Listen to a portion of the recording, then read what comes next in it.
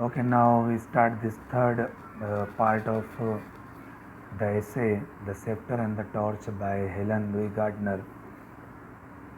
And I think in the second part we covered the first 3 points of the essay. Now we move to the next one, that is the fourth part. How in the first part she was I revise the last 3 parts. The first one was how criticism has become a profession today. Then second, the tasks of a critic, and that is the illumination or the elucidation of a work. Then the third one was the allegory of Dr. Johnson, means from where he got the idea or she got the idea of the title of her this essay. Now the fourth point, works of art as historical objects. See, this point or from this point, she very openly talks against the new critics. New critics did not like any particular interpretation, any particular context of a text. They only preferred, they only emphasized the verbal study of the work, but she did not like it. They believed that there is no single meaning into the work. That's why our work is open to multiple interpretations. So Helen Gardner rejected this idea. She disavowed this idea. Now see, all works of art are historical objects. First, she says that you cannot deny this reality. All works of art actually are historical objects. For example, if I am writing a novel, a poem, so as soon as I put an end to that work, so from that moment that work becomes historical. Means it goes back into time. It becomes the artifact. It becomes the thing of a point of time. That's why it is a historical object. Then second point, all art is including contemporary art is historical. See, here she has given a very new idea that suppose if I tell you that dramas of Shakespeare are historical or not, so you will tell definitely they are. If I ask you dramas of G.B. Shaw, poems of Ted Hughes, or poems of T.S. Eliot are historical or not, so no doubt they are historical. But she is saying that even contemporary work of art is historical. Suppose if Paulo Coelho is writing novels or any poet is writing poetry, so even if the poet and his works are our contemporary, they are historical. Means history is that much part of a work, of all works, historical works as well as contemporary work. Now, new criticism studies poems as if it is taken as a balloon floating in the sky separated from its base. See, she has very fittingly attacked or criticized the idea of verbal study of a text, a textual study of a work. She is saying that you are studying a work as if it is a balloon floating in the sky and has no base, has no root, has no connection with the earth. The critic is supposed to catch it in the clouds.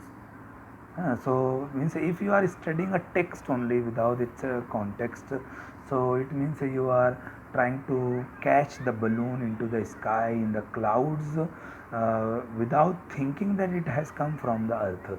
It has some roots inside the earth. So new criticism is just like this. Means you are separating the work from its history, from its sociology, from its biography, from its writer, from its psychology, everything, and then you are studying it. So it is not a good methodology for studying a work. Critics who are well educated persons pretend to be ignorant of historical and biographical facts. See, very nice point she is making here. She is saying that critics just pretend that they don't know anything about a work. Actually, they know very well. They know historical background very well. They know biographical background very well. And we all know, without knowing these two things, how can you become a critic? So it means the critics know so much. Critics already have so much information about the history, about the biography of the work, but they pretend to be ignorant of them. Actually, they are well educated. If they are not well educated, how can they become critics? So it is a loop. There is a delusion here that critics do. Means that they know everything, but to their readers they say that as you don't know anything, we also don't know anything. So we both should study, or we both should interpret the work in this ignorance, which is not true. Now, the fifth point, extra historical life of a text. To make a proper use of historical and biographical information is a fundamental problem for a critic. See, this is very important point. New critics did not like any historical, any biographical information, and you see, traditional critics used them as integral part of the work. But here, Helen Gardner is giving a very different point of view for using historical and biographical information. That's why it is a fundamental problem for a critic. Means you are using biographical information, historical information for understanding the actual meaning of the work or for something else. So we will see. It is a very delicate problem or point for the critic. Providing context for the text is one of the ways critic can help the readers to get its meaning. See here, means without context, text cannot be understood fully. That's why if you are a critic, you want to help your readers, so provide some context, provide some background knowledge, background information of the work. Otherwise, work cannot be understood very well.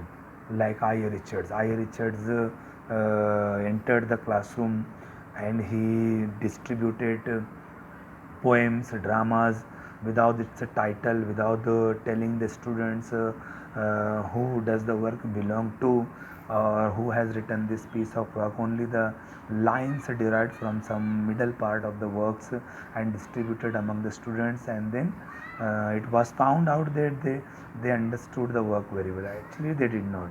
Helen Gardner says that it was a futile attempt, it was a useless attempt by I. A. Richards to teach literary works. Then, the historical approach takes us towards the meaning of the poem. See, she is saying that if you are applying historical approach to understand a work of art, so definitely you will succeed in understanding the meaning of the poem. Otherwise, nobody can say what meaning will you get. A work has extra historical life too. And you see, she is saying that only historical life of a work is not important. It is relevant too. It goes beyond history also. Means here she is accepting as well as rejecting the idea of historical study. She is saying that only historical information is not very important, but work of art has extra historical life too. The total meaning of a work cannot be analyzed historically only. See, only history will help you. It is not true. History only can help you to some degree to understand the work, but not to uh, completely. It is an expression of human mind. See, a work of art is actually the expression of human mind. It has come from the human mind. It has come out of the human mind. It is one of the expressions of human mind. That's why we cannot say that it is historical only. It is beyond history. Means the human mind has created the work. So it is extra historical now.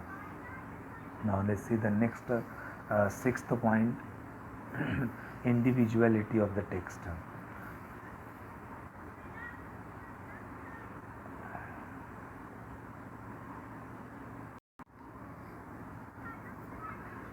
So, in this individuality of the text, first she is giving the quotation of Milton, John Milton.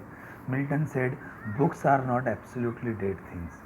Means books are not only historical; they are alive.